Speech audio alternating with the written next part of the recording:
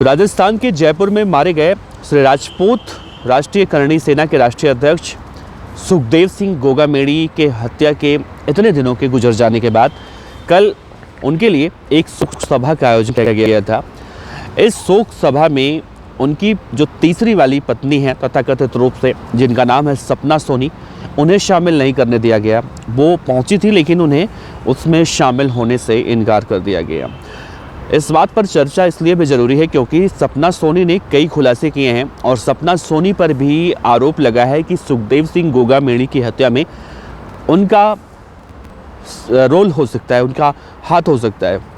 इसलिए इस खबर पर चर्चा करना ज़रूरी है क्योंकि सपना सोनी ने कल पुलिस को एक लिखित शिकायत दी है और उस शिकायत में और जो मीडिया से बातचीत उन्होंने की है उसमें उन्होंने सपना सोनी ने बहुत सारे खुलासे किए हैं। उन्हीं खुलासों को लेकर हम आपसे चर्चा करने वाले हैं, तो इस वीडियो के अंत तक बने रहिएगा। नमस्कार, मेरा नाम है देवनाथ पांडे और आप देख रहे हैं रोजाना की तरह BDF न्यूज़ की क्राइम सीरीज खलनायक, जिसमें हम आपको सुनाते हैं अपराध की दुनिया की छोटी और बड़ी खबरें। तो सबसे पहले आप एक तस्वीर देखिए। ऐसी तस्वीर में आपको देखने को मिलेगा कि सुखदेव सिंह गोगामेड़ी के याद में जो एक शोक सभा का आयोजन किया गया था उसमें सब लोग पहुंचते हैं, खासतौर से राजपूत समाज के लोग, जो लोग सुखदेव सिंह गोगामेड़ी के बहुत करीबी थे, उनके चाहने वाले थे वगैरह वगैरह। लेकिन उस शोक सभा में सपना सोनी को शामिल नहीं होने दिया गया।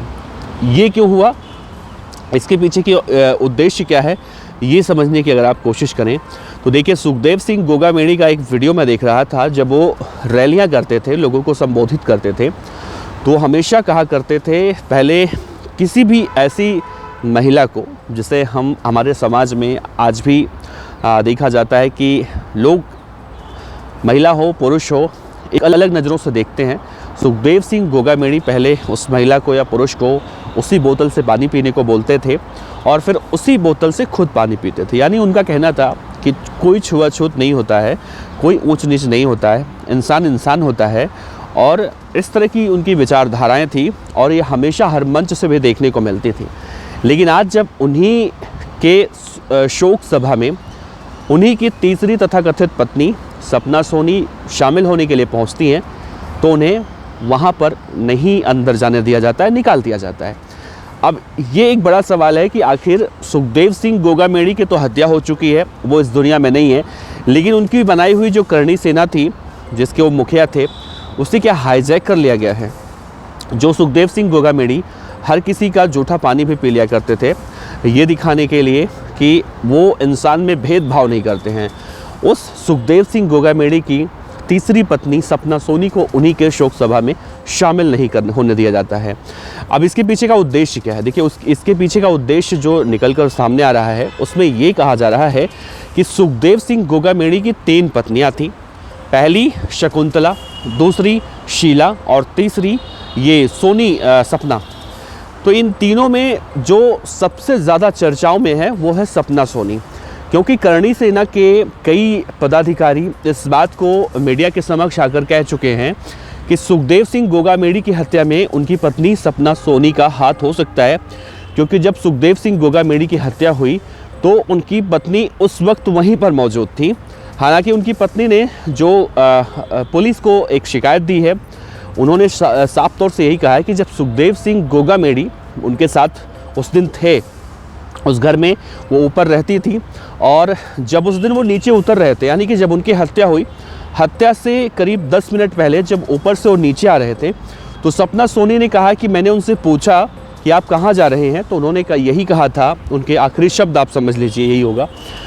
जो आखिरी बातचीत सपना सोनी से हुई थी वो यही हुई थी कि उन्होंने कहा था कि गनर बोल रहा था कि 2-3 लोग नीचे मिलने आए हैं, उनसे मिलने के लिए जा रहा हूँ, मिलकर मैं वापस आता हूँ। सपना सोनी का ये भी कहना है कि अक्सर सुखदेव उन्हें नीचे नहीं आने देते थे और ये कहते थे कि जहाँ मतलब पुरुष बैठते हैं आजकल देखा जाता है वहाँ महिलाएं नहीं आती हैं। एक सभ्य समाज पे कुछ ऐसी बातें वो कह रही हैं। तो सुखदेव सिंह नीचे जाते हैं, फिर भी वो नीचे आती हैं और जब ये सारी गतिविधियाँ हो रही थी, उनका कहना है नीचे आई तो मैंने देखा कि 2-3 लोग बैठे हुए थे और वो सुखदेव सिंह गोगामेड़ी की बात किसी से फ़ोन पर करवा रहे थे।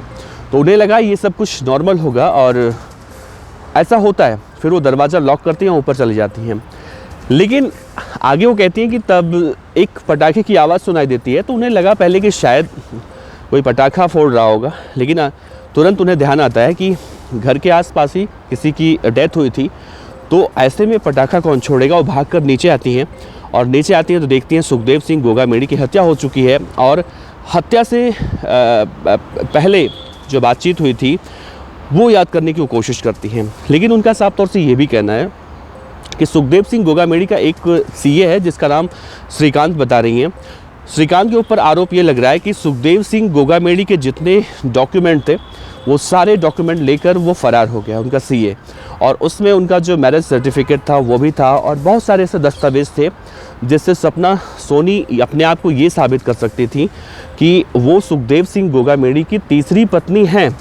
बहरहाल अब उनका ये कहना है कि अब मेरे पास कोई सबूत इस वक्त नहीं है कि मैं ये बता सकूं कि सुखदेव सिंह गोगामेड़ी की मैं पत्नी हूं। और उनकी पहली पत्नी को लेकर वो कह रही हैं कि शकुंतला इस पूरे मामले में सामने नहीं आ रही है। वो उनकी जो पूर्वजों की प्रॉपर्टी है, यानी उनका जो गांव है, वहाँ पर जाकर टिकी हुई हैं।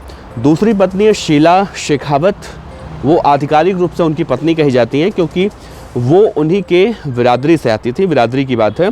और शकुंतला और सपना सोनी ये दोनों जो हैं अंतरजातीय हैं, यानी उन्होंने 3 शादियां की थी और 3 में से 2 अंतरजातीय और एक उन्हीं की बिरादरी में शादी हुई थी। तो लोग, अब करणी सेना के लोग हैं जो उनके आसपास के लोग हैं, वो ये दावा कर रहे हैं कि सपना सोनी तमाम तरह से उनके ऊपर आरोप लग रहा है और अब वो पुलिस का सहारा ले रही हैं। लेकिन एक सवाल है जो उठ रहा है, आप ही बताइए कि अगर किसी भी व्यक्ति की मौत हो जाती है तो आसपास के लोग जब उसके शोक सभा में शामिल होने के लिए जाते हैं तो क्या उन्हें भगा दिया जाता है? क्या इस तरह की हरकतें जो आप देखने को मिल रही हैं वो की जाती हैं? क्या सुखदेव सिंह गोगामेड़ी ऐसे थे? वो तो कहा जाता है कि अपने समाज के लोगों के लिए लड़ा करते थे, लेकिन उन्हें शायद ये नहीं पता था कि जिन्हें वो अपनी पत्नी बनाकर लेकर आए हैं, एक दिन उनके शोक सभा में उन्हीं को नहीं शामिल किया जाएगा। लेकिन इस पूरे विवाद को अगर देखा जाए तो यही निकल कर सामने आ रहा है कि जो सारा विवाद चल रहा है वो प्रॉपर्टी को लेकर विवाद चल रहा है, और अब प्रॉपर्टी की लड़ाइयाँ चल रही हैं, खासतौर से तीनों पत्नियों में। क्योंकि कहा जाता है कि सुखदेव सिंह गोगामेड़ी के पास पैसे भले ही ख़त्म हो गए थे, लेकिन प्रॉपर्टी उन्होंने बना रखी थी। अब वो कैसे बनाई ये सब जांच का विषय है, लेकिन प्रॉपर्टी उन्होंने खड़ी कर रखी थी और उसी प्रॉपर्टी को लेकर अब उनकी पत्नियां आपस में लड़ रही हैं। उनका सीए किसका मदद कर रहा है? जो सीए श्रीकांत के ऊपर आरोप लग रहा है उसमें कितना दम है, ये सब जांच का विषय है। लेकिन शोक सभा में शामिल नहीं होने देना, ये कहीं ना कहीं अपने आप में एक बड़ा सवाल खड़े करता है। और सुखदेव सिंह गोगामेड़ी की हत्या के बाद उनका असल हत्यारा कौन है? रोहित गोदारा तो है ही, लेकिन मोटिव क्या है? क्या वही आनंद पाल गैंगस्टर वाला एंगल है, या सुखदेव सिंह गोगामेड़ी की हत्या को लेकर जो शूटर के दावे निकल कर सामने आ रहे हैं वो वाला एंगल है? या फिर आगे आगे जब जांच पड़ताल की जाएगी तो और बहुत सारे ऐसे एंगल निकल कर सामने आएंगे जो शायद हमने और आपने कल्पना नहीं की होगी। वैसे अपडेट देखा जाए तो जितने भी आरोपी थे उन सभी आरोपियों को कल जेल भेज दिया गया है।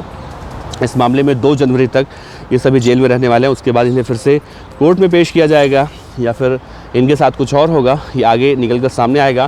लेकिन गोगामेड़ी की पत्नी को शामिल नहीं होने देना उनके शोक सभा में और उनके ऊपर हत्या का आरोप लगाना, ये कहाँ तक सही है आप बताइएगा। नमस्कार, देखते रहिए BDF न्यूज़। जय हिंद।